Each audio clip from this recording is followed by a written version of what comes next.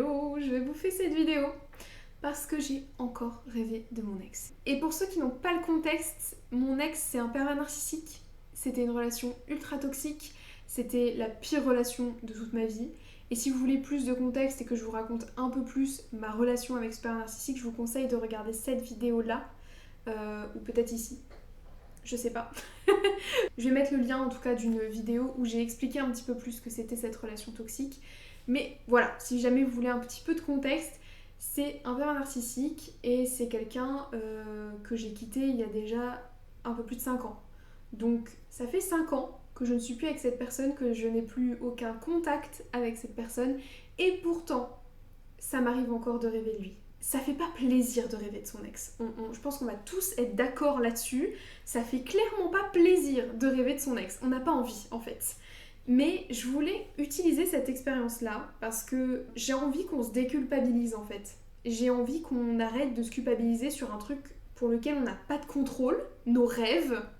Et j'ai envie que, en fait, on parle un petit peu plus de ce que ça veut dire pour moi aussi de rêver de son ex et notamment de mon ex pervers narcissique. Enfin voilà, j'avais envie de passer à un truc plus positif à partir de ce truc vraiment nul. Ce qui s'est passé du coup, c'est que j'ai rêvé de mon ex, mais c'est jamais quelque chose de violent comme on pourrait peut-être le penser avec les pervers narcissiques et les manipulateurs, parce que j'ai vécu des trucs violents, mais c'est souvent plus de la violence psychologique. Mais c'est jamais violent en fait, mes rêves avec mon ex. C'est toujours de la discussion. Et en fait, je pense que c'est parce que j'ai besoin, ou en tout cas mon corps essaye de faire ça pour le deuil, pour passer à autre chose, pour, je sais pas, trouver une sorte d'équilibre, une sorte de paix. Mais à chaque fois que je rêve de lui, on discute. En fait, c'est juste moi qui lui explique ce qui s'est passé de mon point de vue, qui lui fait se rendre compte en fait qu'il était un pervers narcissique, que voilà, je lui fais se rendre compte de tout ce qu'il a mal fait. Je lui explique tout ce qui allait pas. Et en fait, juste on en discute, mais avec deux cerveaux très lucides. C'est-à-dire que dans le rêve, il n'est pas dans sa perversion narcissique, justement, il est un cerveau lucide. Et en fait, je pense que ce rêve, ça fait déjà une dizaine de fois que je le fais. Je le fais parce que j'ai besoin de sortir des choses. J'ai besoin de sortir des émotions, des choses que j'ai jamais pu lui dire et que j'ai envie de lui dire mais que je pourrais jamais lui dire. Il y a des choses aussi que, en fait, je pense mon cerveau utilise l'illusion du rêve pour adoucir en fait la blessure, parce que j'ai envie qu'il ait un cerveau assez lucide pour comprendre qu'il m'a fait du mal. J'ai envie qu'il comprenne qu'il m'a fait du mal pour qu'il prenne responsabilité de cette douleur infligée. Et enfin voilà, j'avais vraiment besoin de ces conversations-là, je pense, et j'en aurais envie dans la vraie vie, mais je sais bien que c'est pas possible et que je ne le ferai pas.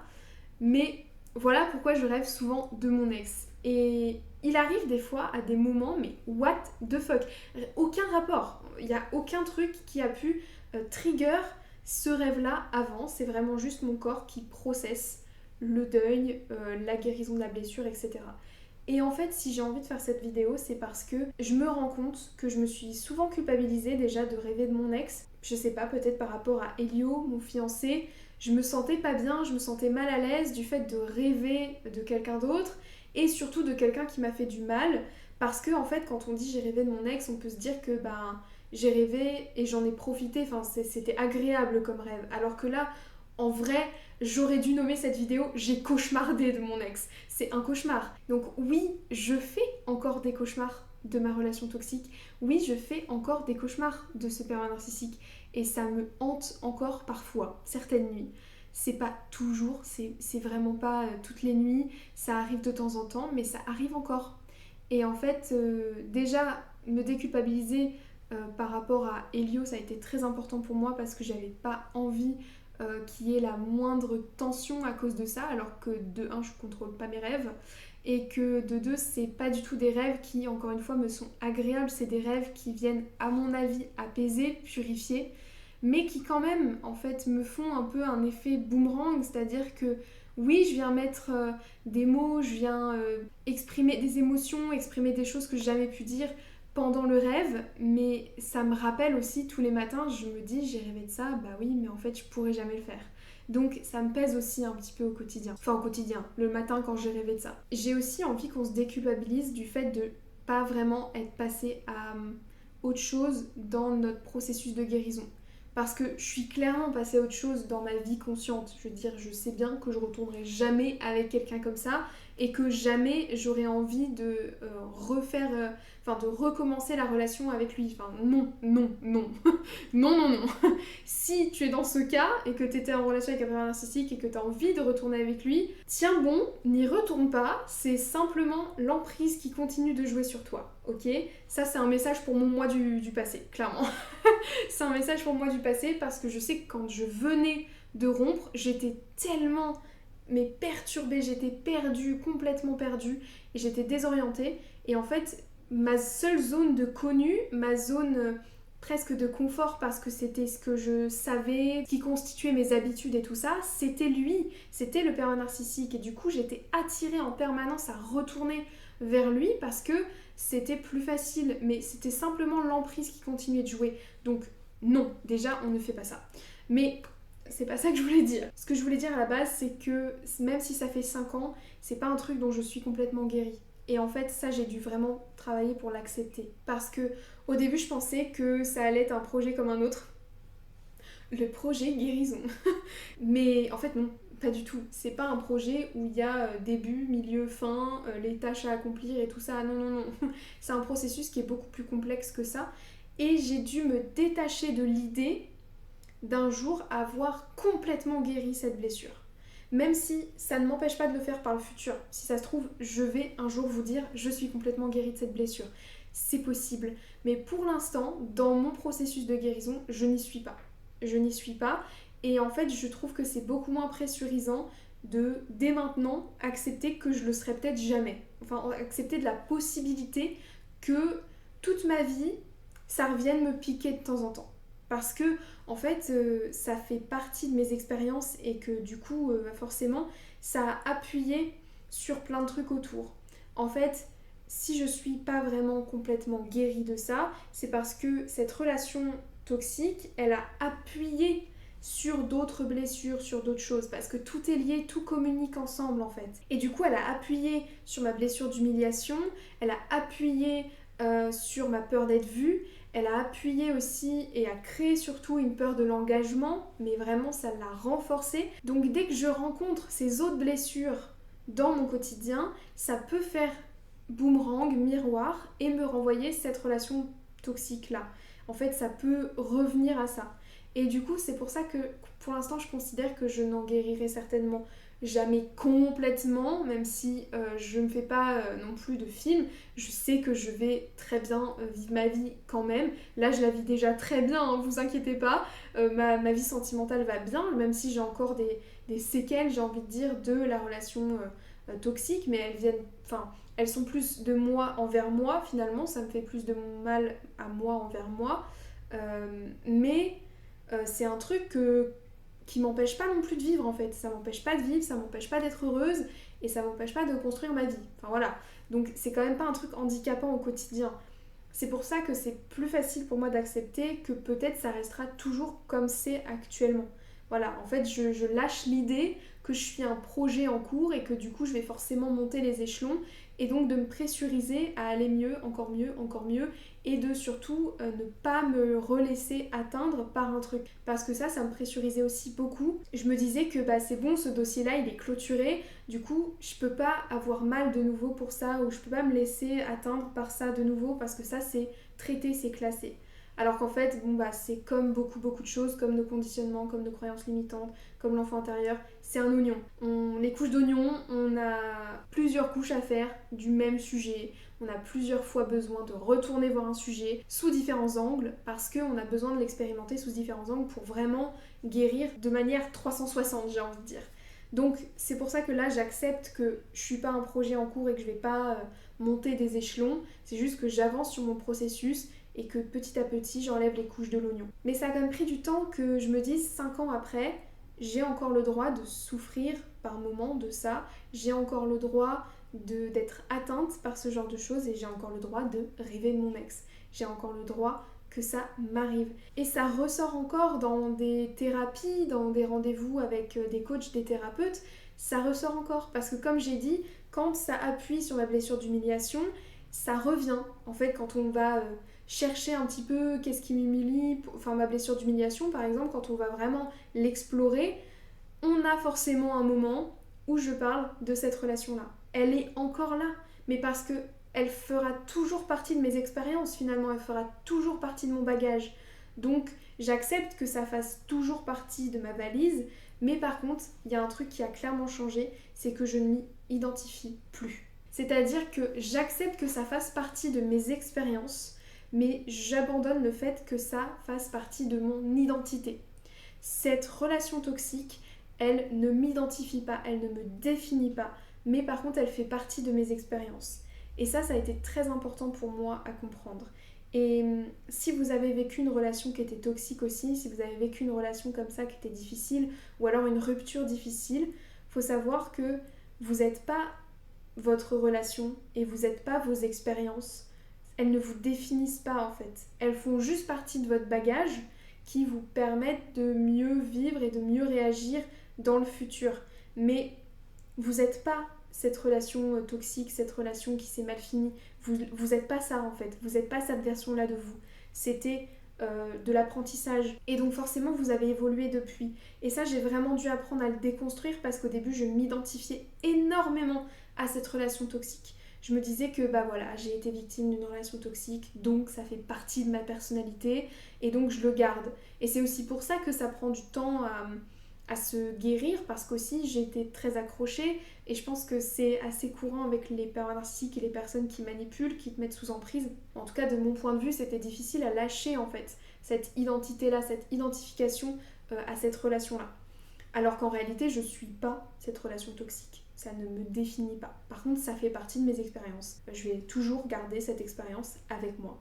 Donc j'aimerais vraiment appuyer sur le fait qu'il ne faut pas culpabiliser de ne pas se remettre tout de suite de notre relation avec notre ex, que c'est ok de prendre du temps de guérir, que c'est ok en fait de prendre du temps d'explorer une blessure, de la voir sous différents angles, parce qu'en fait on va pas tout faire d'un coup aussi, on n'est pas des machines, hein. On est des êtres humains et aller travailler nos blessures, bah ça fait mal en fait, c'est malaisant, ça nous met mal à l'aise dans l'inconfort, forcément qu'on n'a pas envie de tout faire d'un coup. Et en même temps, forcément qu'on a envie de tout faire d'un coup parce qu'on a envie que ce soit fini. Mais on n'a pas envie de souffrir énormément d'un coup. Et du coup, de pouvoir y aller par étapes, ça nous permet de mieux vivre la guérison parce qu'à chaque fois, ça devient de plus en plus facile. De trouver aussi des thérapeutes qui nous mettent en sécurité, qui nous font nous sentir bien, vraiment accepter pleinement comme on est, c'est aussi super important parce que on n'a pas envie de ressortir de là avec d'autres traumas en plus, c'est pas le but. Donc forcément, vu que c'est un processus qui nous met un petit peu mal à l'aise, qui est un processus qui est parfois douloureux, c'est important qu'on le fasse avec des gens qui nous mettent en confiance en fait, tout simplement. Il y a des choses qui se sont cristallisées en moi. Il y a des émotions, des événements, des situations qui se sont cristallisées en moi et qui ont fait que ça m'a donné des conditionnements, ça m'a donné des croyances limitantes, ça m'a donné des blocages. Ça a juste un petit peu freiné mon développement personnel et ça a un peu freiné mon épanouissement sur certains plans de ma vie. C'était très spécifique. Ça m'a pas gâché la vie pendant 5 ans, mais il y a quand même des choses, des secteurs de ma vie qui ont été fortement impactés. Et maintenant, je m'autorise à les guérir et à les travailler avec douceur, dans un rythme qui me correspond à moi. Ça m'a fait tellement de bien de le comprendre, ça m'a fait tellement de bien quand j'ai vraiment pu incarner cette énergie que c'est pour ça que j'avais envie de vous le transmettre aussi. Toutes ces émotions cristallisées, toutes ces situations cristallisées en vous, eh bien forcément, il va falloir qu'elles se décristallisent, donc qu'on les ressorte. Et ça peut prendre du temps, c'est ok. Ça fait pas de vous un problème, ça fait pas de moi quelqu'un de cassé, d'avoir une relation toxique, d'avoir été victime d'une relation toxique. Ça ne fait pas de moi quelqu'un de cassé, de moins bien. Ça ne fait pas de moi un problème. Ça ne fait pas non plus de moi un projet en cours qu'il faut absolument terminer. Ça fait juste de moi une humaine qui a eu une expérience de vie. Et en fait, ça, je trouve que c'est ultra important de se le rappeler parce que je pense qu'on se fout vraiment la pression sur plein de trucs. Du coup, une relation toxique, ça peut parfois durer très longtemps. Et ça peut mettre du temps à ce qu'on s'en remette. Parce que même si la cause est plus dans nos vies, les conséquences qu'elle a laissées, elles restent après la rupture et c'est elle qu'on doit venir penser à chaque fois et c'est une manière de aussi guérir la cause en même temps. Prenez votre temps pour votre guérison, c'est important de prendre le temps parce que si on a envie d'intégrer les choses, on a envie de vraiment les intégrer, de ne pas aller trop vite dans notre guérison parce que du coup on passerait à côté de plein de choses et notre corps il n'aurait pas le temps d'intégrer parce que ça a certainement impacté notre système nerveux, ça a certainement impacté notre bien-être physique, ça a certainement impacté notre niveau de stress, notre façon de nous parler à nous-mêmes, notre dialogue intérieur, certaines zones de notre vie, peut-être notre capacité à relationner avec les autres, ça a peut-être impacté aussi notre relation avec nous-mêmes, notre capacité à faire confiance ou notre capacité à s'engager. Donc ça a pu impacter plein de choses. Évidemment qu'on va pas pouvoir tout gérer tout de suite. Parce qu'en plus, enfin je sais pas si tout le monde va être dans le même cas, mais personnellement, quand je suis sortie de ma relation, je n'ai absolument pas vu toutes ces conséquences. Je les ai absolument pas vues parce que je pensais que c'était normal. Je pensais que c'était une façon de relationner avec les autres qui était normale. Et de relationner avec moi-même aussi, hein, d'ailleurs. Je pensais que tout était ok, que tout était normal. Donc forcément, quand on change notre cadre, eh ben, ça nous met du temps à réaliser que les trucs, ils sont pas forcément normaux, finalement. Qu'il y a peut-être des choses à régler, qu'il y a peut-être des choses à changer, qu'il y a peut-être des choses à guérir. Et heureusement que j'avais Elio parce qu'il m'a mis en face de tout ça.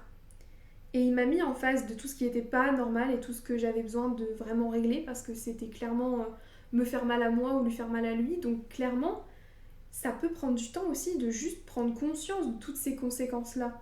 Parce qu'on va pas forcément être face aux bugs tout de suite. Et une autre chose aussi dont je voulais parler, pour toutes les personnes qui ont vécu des relations toxiques, des relations avec des pervers narcissiques, que c'est super important de prendre vraiment notre place de victime. Et c'est aussi super important de prendre notre part de responsabilité. Alors, on est souvent dans l'un ou dans l'autre. Au début, en tout cas, hein, c'est pas forcément tout le monde, mais je sais que personnellement, j'étais beaucoup dans je suis responsable. Je suis responsable de tout ce qui m'est arrivé. Je suis responsable de tout ce qui s'est passé. Parce qu'en plus, c'est quand même un truc qui me suit partout, même dans les endroits positifs de ma vie. Je veux dire, je sais que je suis créatrice de ma vie, que je manifeste les choses, que c'est moi qui décide comment je veux créer ma vie, comment je veux la vivre, etc. Donc forcément, avec ces lunettes-là, je me suis portée responsable de cette relation toxique, de cette relation qui a très très mal tourné, qui m'a laissé des marques. Je m'en suis forcément tenue pour responsable. Alors qu'en réalité, oui, je suis un petit peu responsable, parce que dans une relation toxique, il y a toujours deux personnes. Et il ne peut pas y avoir de relation toxique si les deux personnes ne sont pas toxiques. Oui, ça veut dire que quand on a été dans une relation toxique, on est toxique. Mais ça ne veut pas dire qu'on l'est toujours et ça ne veut pas dire qu'on l'est au même point que les autres. Moi personnellement, j'étais surtout toxique envers moi-même parce que déjà j'étais super jeune, j'avais 16 ans. Donc je ne me connaissais pas. Je ne savais pas comment faire pour que les gens ils me respectent. Je ne savais pas qu'il fallait se respecter et que du coup on apprenait aux gens à nous respecter. Je pensais que ça venait tout seul. Je savais pas aussi me faire confiance, je savais pas m'aimer. Donc en fait j'avais énormément de failles et j'étais très toxique envers moi-même. Je me sacrifiais énormément, je me mettais beaucoup en soumission par rapport aux autres. Donc forcément pour un pervers narcissique c'est du gâteau, c'est du pain béni. Clairement il a fallu deux personnes toxiques pour qu'il y ait une relation toxique. Mais ça veut pas dire qu'on est responsable. On est aussi victime. En tout cas si vous êtes comme moi et que vous avez du mal à vous dire que vous avez été victime, vous l'êtes aussi quand même. Et si vous êtes victime, vous êtes aussi responsable. Parce qu'il faut deux personnes toxiques pour une relation toxique. Et pourquoi on est victime ? En tout cas, je vais vous dire ce qui, moi, m'a aidé, mais peut-être que vous, ça vous parlera pas, j'en sais rien, c'est vraiment du partage personnel. Ce qui m'a aidé à me rendre compte que j'étais victime, c'est que, oui, en fait, j'ai pas pu être protégée. J'ai pas été protégée de tout ça. J'ai pas été éduquée sur le sujet. Du coup, ça m'a pas protégée non plus. J'ai pas été aidée, j'étais toute seule. J'ai été seule face à ce problème parce que c'est une des techniques du pervers narcissique, c'est-à-dire qu'il nous isole pour que justement on n'ait pas d'aide extérieure. Donc j'ai été toute seule, j'ai pas été protégée, on n'a pas pu m'aider et on n'a pas pu m'éduquer sur le sujet. Donc évidemment que j'ai été victime parce que j'étais sans aucune solution, c'est-à-dire que j'avais pas d'outils actionnables et à ma portée de main pour réaliser que j'étais dans une relation toxique et pour réaliser que je pouvais m'en sortir. forcément qu'en fait je suis victime. Évidemment, je suis pas responsable du fait que par exemple les adultes à l'école ne nous en parlent pas assez. Parce que typiquement j'étais au lycée quand je me suis mise dans cette relation. Au lycée on ne m'a jamais parlé de ça. Jamais. J'ai pas été non plus éduquée par mes parents forcément sur le sujet parce que eux n'ont pas vécu de relation comme ça et encore une fois on ne le transmet pas dans la société, on ne le transmet pas à l'école.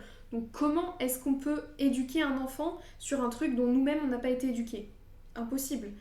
Et j'ai pas eu d'aide parce que j'étais seule, parce que j'étais isolée et que forcément un pervers narcissique, du point de vue de l'extérieur, c'est un mec génial ou c'est une meuf géniale.